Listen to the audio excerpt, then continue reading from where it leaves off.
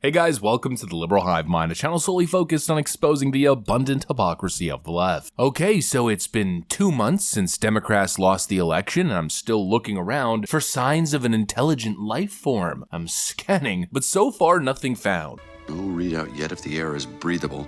And there seems to be no sign of intelligent life anywhere. You know, for a party that's constantly lobbing insults to the other side as being dense and dumb, they sure are dense themselves now, aren't they? But of course, beyond dense, there's another D word that I think describes the left probably better than any other word there is. And of course, what word is that? It's the word delusional. The left is completely lost it, folks. Like I've been saying, there's a couple people, little pockets of common sense here and there where some people seem to get it. But for the most part, it's a total misdiagnosis. They aren't anywhere close to understanding what the issues are, and this clip right here with Psaki pretty much proves it. The Democrats, the left at large, need to move away from the wokeness, but instead they seem to be doubling down and embracing it by suggesting that Alexandria Ocasio-Cortez essentially be the future of the party and the party's image.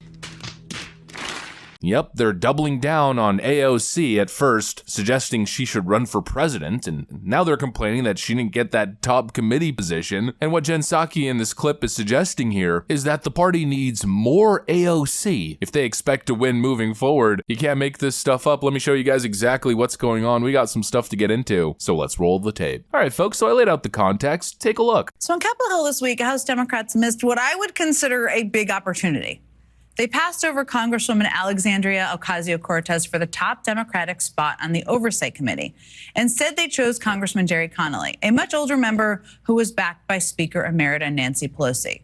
So why does that matter? Well, this is one of the few committees in Congress that actually generates national attention or media coverage.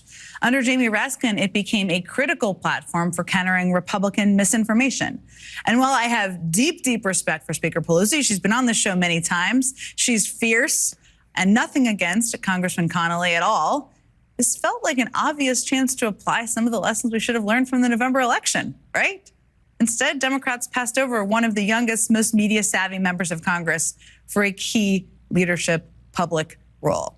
Yep, we've got Psaki from MSNBC here, condemning Democrats for blocking Alexandria Ocasio-Cortez from a key committee leadership position. And honestly, it's a little bit hard to believe that these people are serious. The claim itself, she's claiming that Democrats under Nancy Pelosi's leadership are making the same mistake that they did that cost them the last election. The claim is that we lost the last election because we didn't uplift young media-savvy people like AOC. Are you freaking kidding me? Sure, it was part of the problem, but if anything, I'd say it was a very small part of the problem. The idea that the Democrat Party's problem is not giving people like Alexandria Ocasio-Cortez more of a platform is so incredibly detached from reality. Democrats didn't lose in 2024 because they didn't elevate people like AOC. They lost specifically because of people like AOC. The woke agenda, the open border policies, big government spending and deficit stacking, and of course, cultural Marxism and identity politics that alienated Americans almost across the board.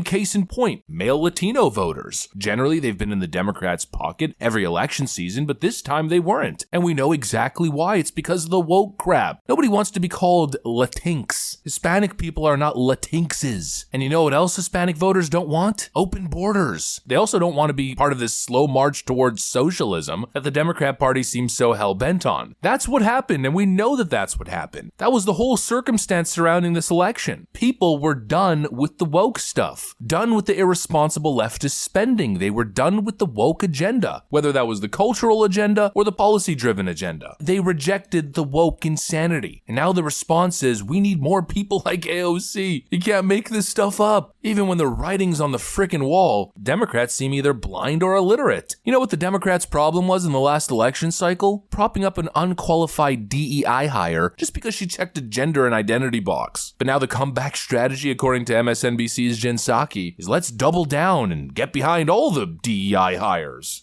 Just think about it. AOC and Kamala Harris are essentially two sides of the same coin. They're two woke, media-friendly figures who happen to be deeply unpopular with regular Americans. And of course, let's refresh our memory here really quick. What just happened in the last election? Kamala Harris was outright rejected. A complete disaster. But instead of pivoting, the Democrats just want to run it back. Either run Kamala or run Alexandria Ocasio-Cortez. What an absolute disaster. disaster. Let's run it back. I mean, it's just so obvious they don't get it. The delusion is so powerful on the left, it's not even funny. The woke agenda has pushed the Democrat Party to the brink. You can see it everywhere you look. I mean, we're at a point where we got top Democrat strategists essentially stating that the Democrat Party is done. I believe that in history, we are seeing a major inflection point, the complete collapsing of the Democratic Party.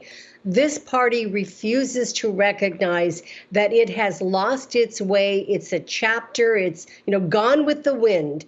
And basically, we are seeing the end of this. Whether a new party emerges, that will wait to be seen. When Bill Clinton was president, I was working for him. We cut spending. We balanced the budget. We ran a surplus. Now the Democrats have created the greatest deficit in history, and it's ultimately what cost Kamala Harris and the Democrats control of the White House and the Congress. We need a fiscally prudent Democratic Party that focuses on people's economic concerns. Or as Joe Rogan put it, feels like Kamala Harris and Joe Biden are the last managers at Blockbuster Video. Well, apparently, Biden and Harris were both called to the White House. Well, thank God they're on the case. From wherever they were. I don't know if it has anything to do with this, I feel great that those two are back. Well, where have they been? Finally, someone that can deal with this. I think Biden was in Africa, and I think she's like getting drunk at a Hillstone. I told you I've been describing them as the last managers at Blockbuster Video. I mean, that's what they are. That's what it is. It's true. It's a dead-end job. It's the end. It's the perfect analogy. The party is clinging on to outdated strategies and ideas. They're trying so desperately to hold on to Obama's 2008 rise to stardom, and of course all the woke stuff that followed, but they haven't realized that the world has moved on without them. AOC for president or AOC for top committee positions. I simply can't wrap my head around it. It's such a ridiculous suggestion.